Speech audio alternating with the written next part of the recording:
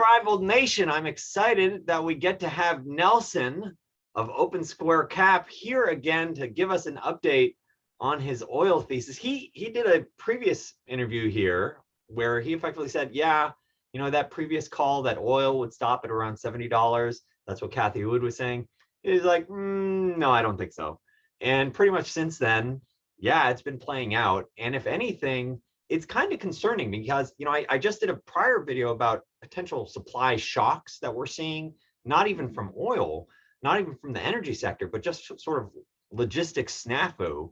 And to layer on a potential energy spike or energy crisis, I'm just curious to hear Nelson's take. Nelson, thanks so much for doing this again. You know, if you first, you want to do a quick plug, you know, for the folks that are maybe seeing you for the first time, if you want to give quick background or you know.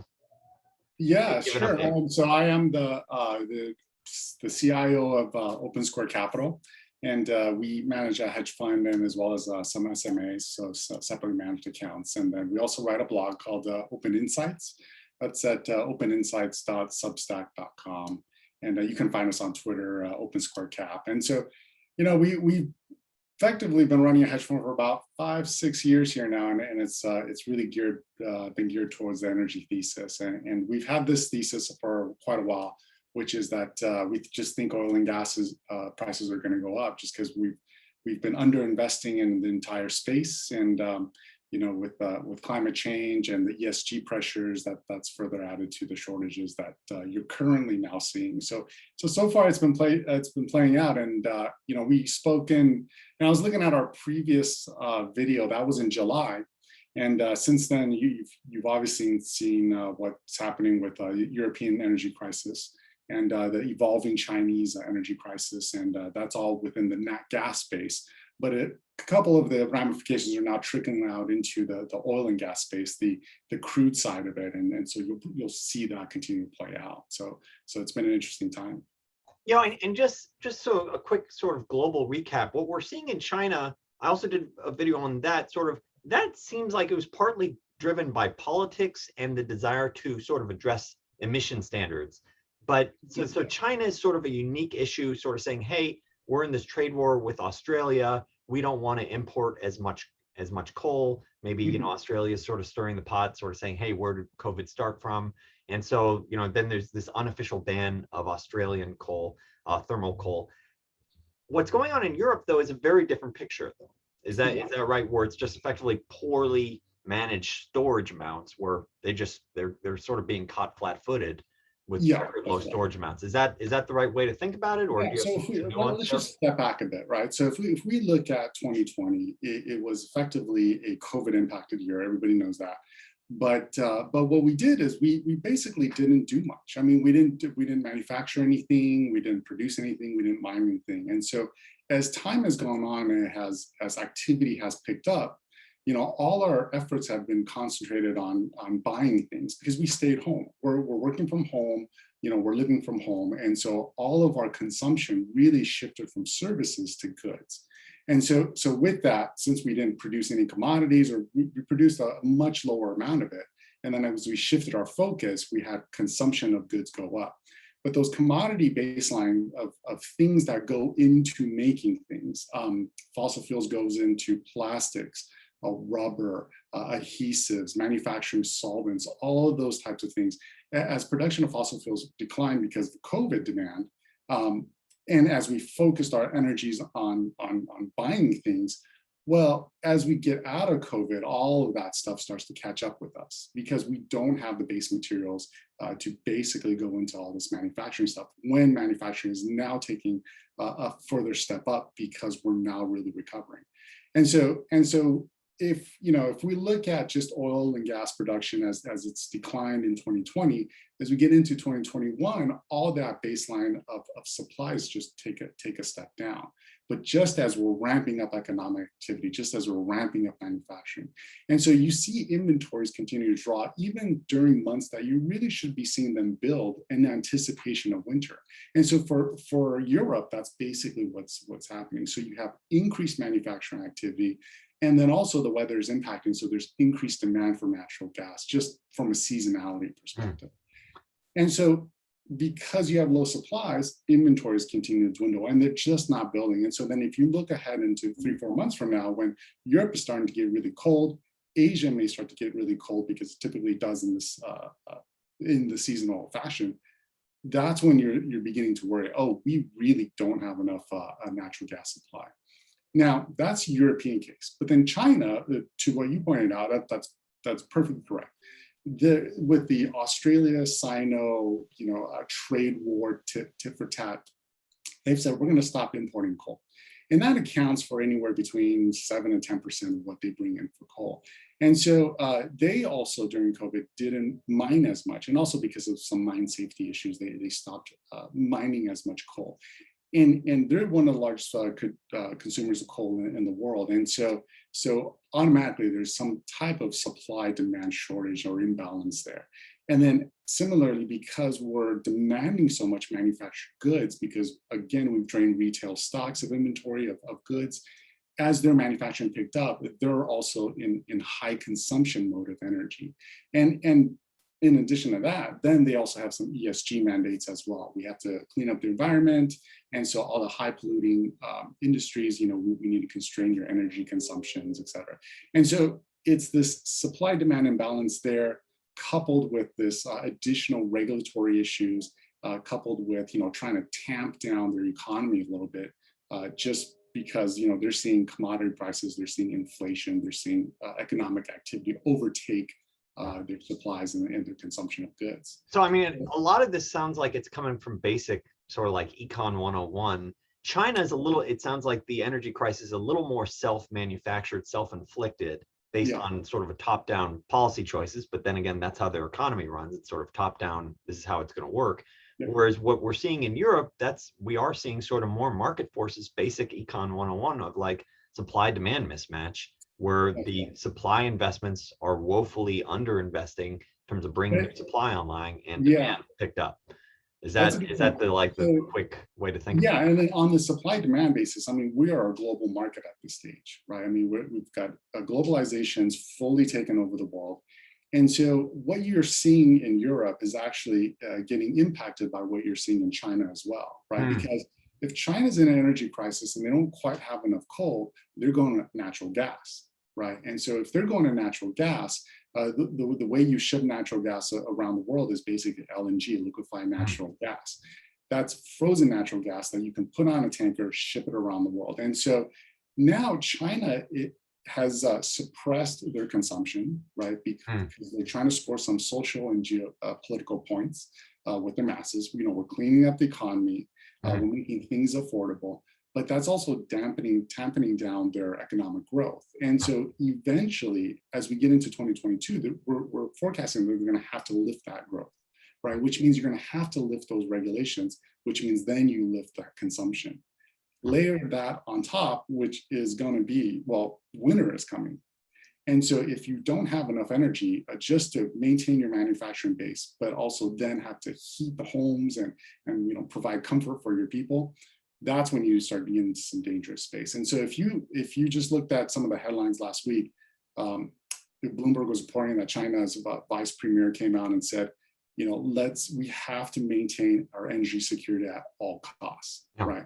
Which is basically instructing all the provinces, all the governors to actually grab at energy security, which means they have to go into the global market and just buy at all costs or any cost, any of the commodities or any of the fossil fuels that allow them to maintain that economic growth, plus provide heating during the winter. But the minute that they do that, that's extra demand. And in a globally constrained supply world for fossil fuels, Europe is going to feel that, the US is going to feel that, everybody else is going to feel that, just because we're all interconnected at this point. So, I mean, effectively thinking about what you had to say several months ago, you're just saying, look, these data points just keep lining up. If anything, the case has gotten much stronger since then. I mean, you're seeing the inventory drawdown, and you're seeing sort of the geopolitical aspects going on now as well. That's right. Yeah, and it's just rippling through. And so now you're seeing each of the regional markets kind of ripple through in terms of their energy prices. And it's starting with natural gas. And to be honest, we didn't really forecast natural gas to pop like that. No. Natural gas is something that the demand spikes during winter, And so we thought, well, okay, well, inventories are low, but they'll spike during winter and the prices will spike correspondingly in winter. Yeah. They started spiking in August, right? And We're nowhere near winter. For context, sorry to interrupt, but for context, for folks to have an understanding, how much have you seen in terms of natural gas, the price change, just so that way people could think about the magnitude? Yeah, they've gone up multiples. Today, the prices of natural gas, it's equivalent to about $180 per barrel. So somewhere around there. It's been fluctuating in that range, and we thought maybe it'll come down a little bit, but it's staying pretty fixed at that range. And bear in mind, we're in September right now. We just crossed over into October as we're speaking. But 2 more months from now, it's going to start to get cold. So already you're seeing people grab at that supply, right? And so natural gas is basically the leading indicator. And so natural gas, the price spike in Europe is now it's rippling across all the industrial sectors. So whether you manufacture fertilizer or just your car parts or anything that requires inputs of condensates to make manufacturing materials, things that go into things, you're seeing that price take off. And then the concern about not having enough natural gas now is rippling through into crude oil, which is the oil that you and I know of that goes into gasoline, diesel, things that move things. You're seeing that price start to take off because there's going to be some switching, because if you can't burn natural gas because it's too expensive, you'll start burning diesel oil instead. And so with that, there's some extra demand on the things that move things, the transportation type of fuels. And so you're seeing that price start to lift off as well. And so it's basically one thing leading to another. And so prices are starting to move just all in concert at this point. This raises a bunch of separate questions. Like the first one that comes to mind, looking at this is, I originally, when I was thinking about potential supply shocks, a lot of it was focused just on logistics, partly in response to sort of COVID protocols, or not enough freight drivers, not enough truckers, and that sort of just one little problem after another, not enough, cargo containers out there. And so this, that raises the cargo price, the container price goes exponential. But what you were talking about in terms of this potential energy crisis that we're looking at on a global level, does this also suggest in your mind that we are also going to be looking at shortages in any real good, or not any real good, but there will be a lot of unexpected shortages that could potentially last for months in the year ahead? Yeah, so as we go from shortages of goods right now, which we already have, just because our consumption of goods just rocketed upwards because we have nothing else to spend our money on. Yeah, that shortage is going to stay with us a while, just because of just where inventory levels are at. If you look at retail inventories in the U.S., they're exceedingly low, lower than the average trend line. If you look at it in Germany, it's the same thing. Now, as our global economy reopens, because the U.S. has just now said, hey, EU, UK flights, you can start coming in. Asia flights, you can also start coming in. As we start to reopen the world from a travel perspective, the things that move things, so crude oil, jet fuel, diesel, gas, those things are actually going to get more expensive. And so as we shift our consumption from goods to services, those things are going to start to see constraints now, just as when we started seeing constraints for things that go into making things and manufacturing things. And so now it's just going to be that the baton's going to be handed off to the other thing. But that doesn't mean goods are going to decline in price, because there's natural inflation there, and there's also this demand or supply shortage for everything on the goods side as well. So now it's going to shift. Yeah. See, that's the concern. Like you mentioned fertilizer earlier, and it's so hard to exactly predict all these sort of secondary, tertiary effects of like, okay, this is now going to be the industry that's in short supply because you weren't able to get this key input. And it's just sort of the trickling effect of like, and how does that, does this key input go into, let's say, an airplane, and all of a sudden, you have fewer of those, or is it harder to get them off the ground or something like that? Just weird, unexpected consequences. And so how do you, as I mentioned earlier, there's so many different questions that come from this. Like next is, how bad does it get? Like when people think of oil crisis, because the concern is you have this demand and everyone's sort of chasing that last barrel, and then things go parabolic in terms of pricing. Yeah. So what do you think that means in terms of either oil prices or nat gas prices? Like, does that mean we do see that parabola, that straight up move where, it's like $150 oil? Yeah, yeah. So that's a great question. So I mean, if we looked at natural gas, right, it was $3. It was about high twos, hung around $3, and then all of a sudden within a month it just went to $5, $6. At least from a Henry Hub perspective, the U.S. price perspective. Certainly for Europe was the same way, and all of a sudden you just had this parabolic spike. And so with transportation fuels, we have OPEC. Right, so OPEC is all the Middle East producers, OPEC plus, and then you add Russia as well, which and a few other countries that joined the cartel. They will be able to supply for the next couple of months, we think, for the next probably 6 months, enough capacity where we don't parabolically spike. And so that spare capacity will be brought online. And so today they had a meeting where they've said, well, we're going to continue with just dribbling and drabbling 400,000 barrels of crude into the market per month. And so that gradual increase in supplies will tamp down prices enough where it doesn't spike parabolically. Now, they can accelerate some of that if the demand just takes another steps higher. But there will come a point where their spare capacity runs out just because they have fields that physically can't produce more. And so once that supply runs out, which we think is probably going to happen sometime in the middle part of next year, that's when you're going to see the real demand short. That's when you're going to see the real imbalance. And similarly, like natural gas, it could spike. The one thing we're not certain about is just global demand, right? So as we roll into the second half, this latter half of the year, we're looking at 3 months into year end. How's global demand going to recover here? Because if international flights take off, if Asia begins to really recover and just re-engage into the global economy, you could see demand just shoot up into the stratosphere, right? And if that happens and everything re-engages, monetary policy is soft, fiscal monetary policy is relaxed, you could actually see the entire global economy just really heat up, particularly when manufacturing and inventory of goods is so low, right? And as that re-engages, then demand could take a spike, in which case that spare capacity just won't be enough. You'll suddenly have a parabolic move on the oil side. The other thing is, and this is the part that we're not certain about, is natural gas. Now, if we have a really cold winter, there's going to be some demand from the switching of natural gas to burning diesel, right?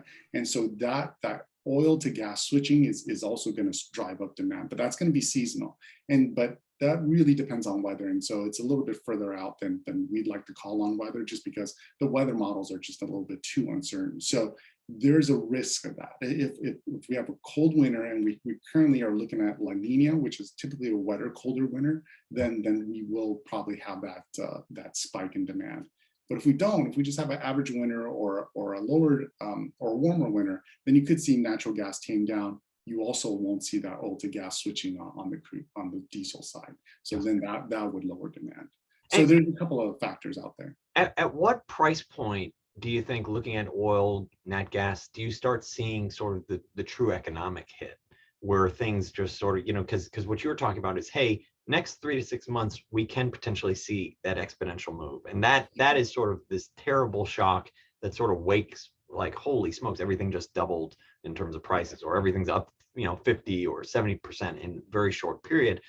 So at what price point do you start thinking, oh yeah, this just can't happen, where, as you've mentioned before, the solution to low oil prices, solution to high oil prices is high oil prices. At what point do you see that sort of dynamic play out, where it's like, okay, now that it's shot to $130 a barrel, that's a tipping point for the economy? Or it's more of a gradual thing. It's less of a it's less of a immediate spike, and there's a hard cutoff level.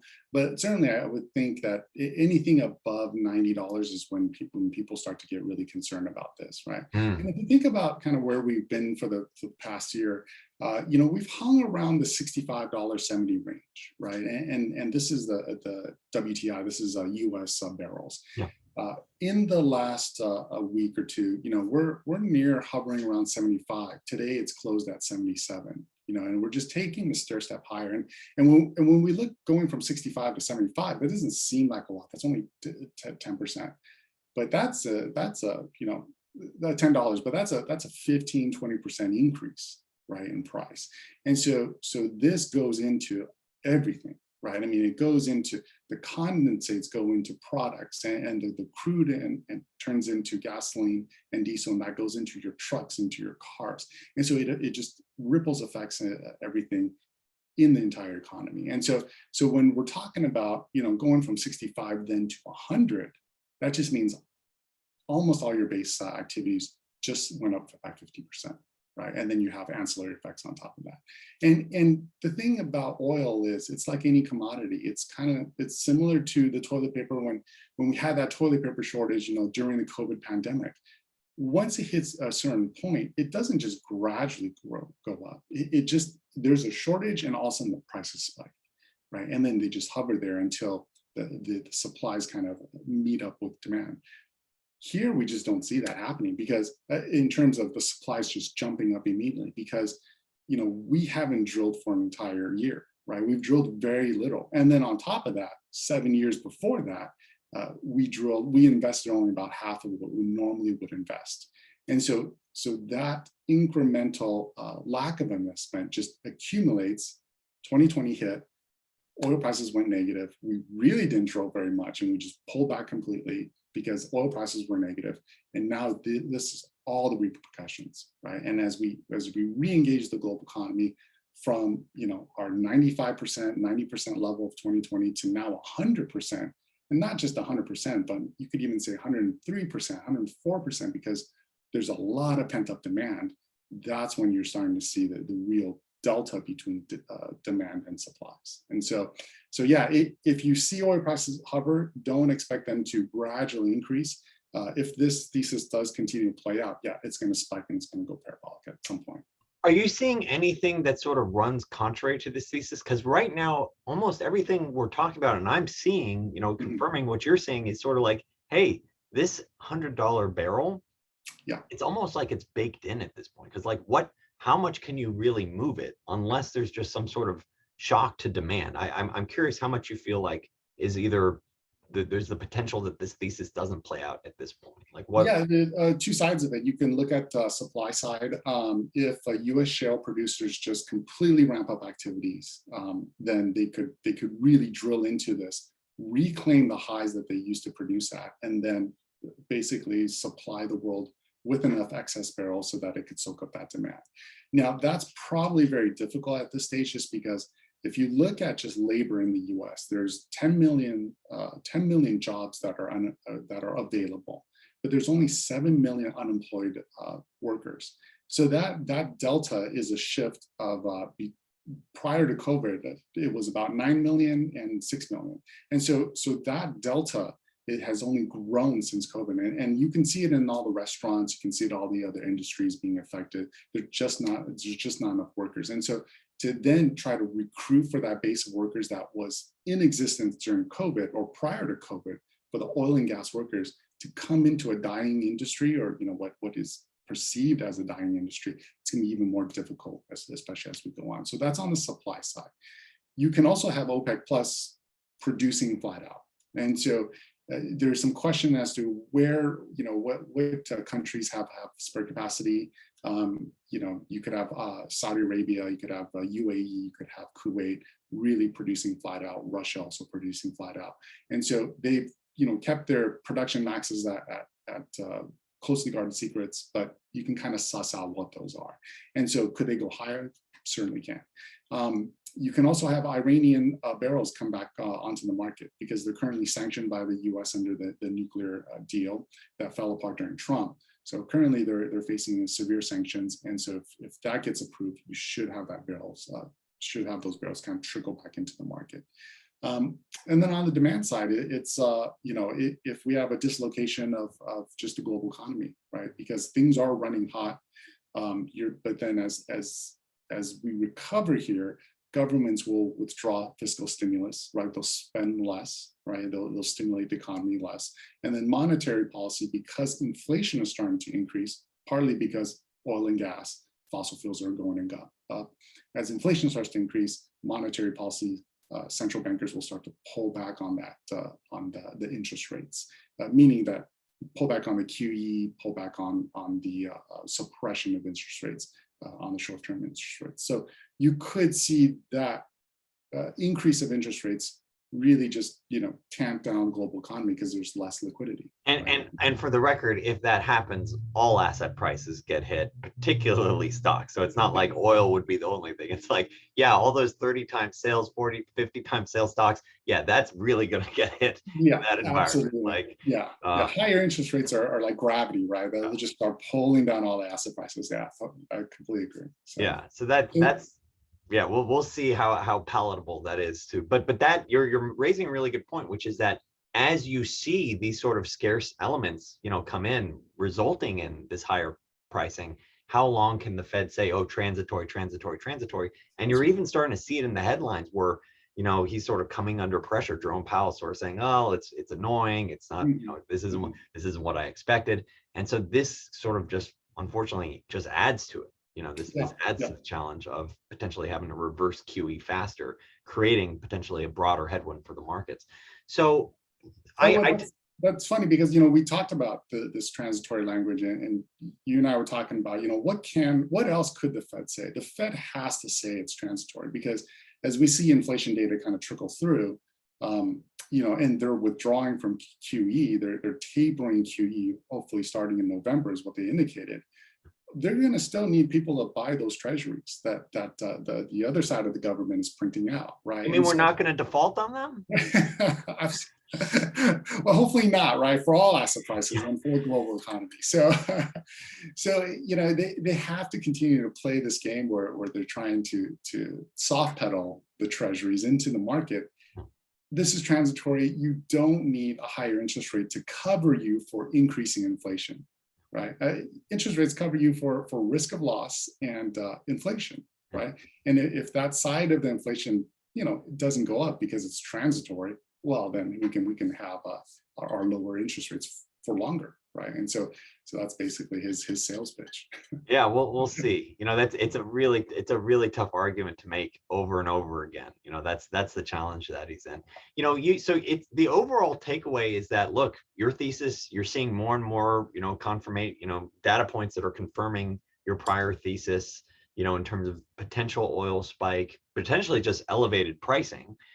Based on the inventory drawdowns, based on supply and demand aspects. So I take it you're positioning yourself, your fund still extremely long or extremely bullish on oil and energy prices.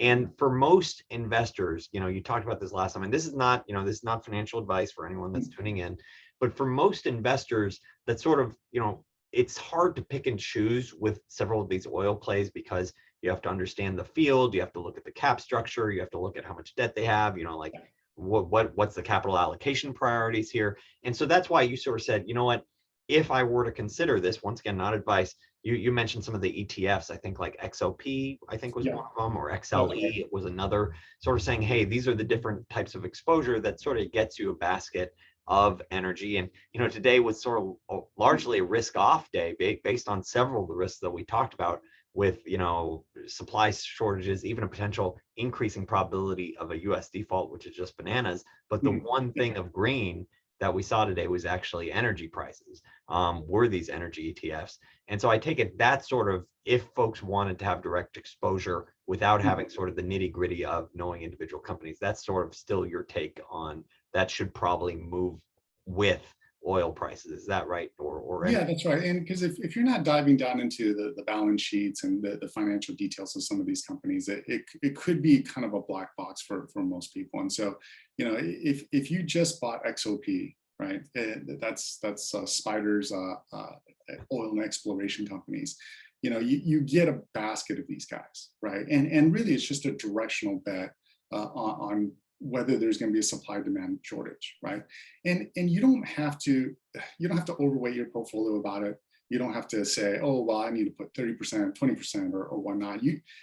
Right now, the energy component of the S&P 500, it's 2% in terms of weighting. And so on a historical basis, it's been about 6. When on a spike years, it's higher than that, less than 10, but somewhere between 6 and 10, right? And so the fact that you just get to a normal weighting would mean if you're at the proper rating of 2%, you're going to 3x it, Sure. right? And so right now it's more of just a hedge for your overall portfolio, particularly when the S&P 500, a quarter of it is weighted in FANGs, right?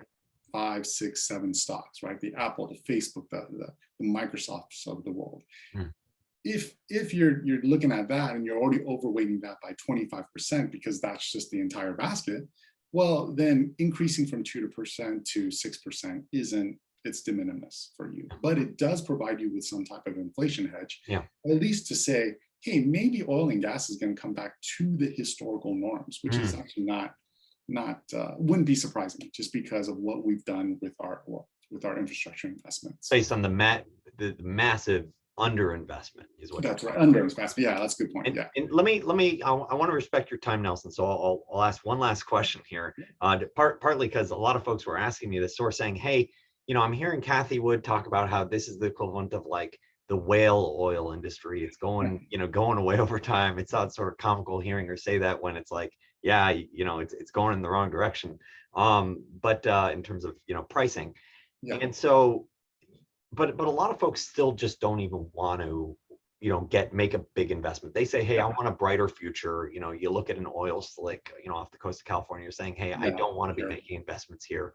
They want to say, hey, what's the alternative energy investment that I should be considering? Do you have any sort of thoughts on there in terms of spaces, companies, sectors, ETFs that folks could at least be open-minded to if they don't want to be, going into the, the fossil fuel space? Yeah, I unfortunately don't. And so you could take a different tack on that. Most of those companies will be the European ones, right? And so you'll find a lot more of those in the European space. But even if you look at the fossil fuel companies, they've started in the European sector, BP, Shell, they've started splitting up their businesses into green energy and legacy energy, if you want to call it that, right, which is the fossil fuels. And so that would even give you a mix, right? And so if you feel like, I do believe in this ESG movement, and by the way, us investing in fossil fuels isn't to say that that's the only energy source. What we're saying is that we currently use it, we will continue to use it, and we will need to use it, right? And so that's a very different thing than saying like we are only drill baby drill type of people, and we don't believe in protecting the environment. That's just a very different path. If you think that you want to blend some ESG into it, I would even look at some of the European companies, some of the European oil companies. They've started to introduce measures where they've brought down fossil fuel investments, increased by multiples the green energy space, right? The green energy investments, wind farms, solar farms, things like that. And so I think that would give you a path forward to at least hedge the fossil fuel side, and then potentially play out the climate change side, right? Now, the thing about Cathie Wood's statement. I threw it out there. I didn't know if you'd get it. Yeah, I didn't know if you that got a lot of play, and like I don't want to be snarky about that, right? I mean, like she has been amazingly correct about, at least from an investment perspective, about where the next generation technology goes, right? I will say that if you just, again, let's just step back a bit, right? If you looked at the course of human history, we're really good, not about saving energy. We're actually really good about using the next generation technology for energy, putting it on top of our existing base of energy consumption, and then doing miraculous things with that. So, when we went from whale oil to kerosene, it just gave us additional energy, right? That we were able to grow society, right? And so similarly, people talk about renewables as a replacement for fossil fuels. It's gonna be really difficult when the basic things of what you're wearing right now, right? Just polyester or vinyl or dry fit Nike t-shirts, those are made from fossil fuels. So it's not just we built our society on making things out of fossil fuels, but we also use it to transport everything that we do, right, including ourselves. And so if we have renewables take up a larger percentage of the pie, the pie is growing. So we're going to layer that on top. And then we're going to layer on whatever else we develop in the future on top of that. And then as fossil fuels run out, just like whale oil did, then that will fall off. And then we'll increase the energy pie from the other top from the other new technologies. So long and short is that it's not that one replaces the other. We just stack it on and the pie just gets bigger, right? And I think that's the key point about understanding kind of where she's coming from. But look, there's a lot of snark about that. There's a lot of chuckling about that, but I understand her point. And I think to be any type of investor, whether you're a value investor like we are, or you're a growth investor, you have to be optimistic, right? And I would say she's on the optimistic side of human society, and I think that's a good thing. And you have to kind of balance out what she's trying to say as well. Nelson, I always learn so much from you. On behalf of myself, the Unrivaled Nation, thank you so much for doing this again. It's such a nice and deep dive into energy in terms of understanding how it's playing out globally. Thank you, Nelson. Thanks so much. Always a pleasure. All right.